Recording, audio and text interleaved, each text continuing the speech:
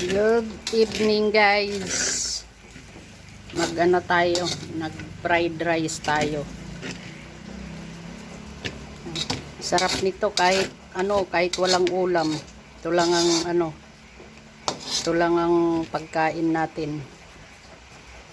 Halo-halong may patatas, may mais, may beans, patatas, carrots, mais,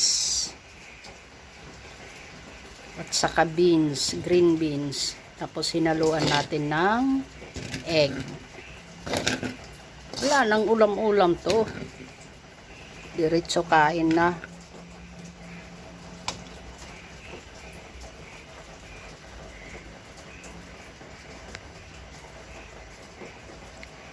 Bye guys. Kain na tayo.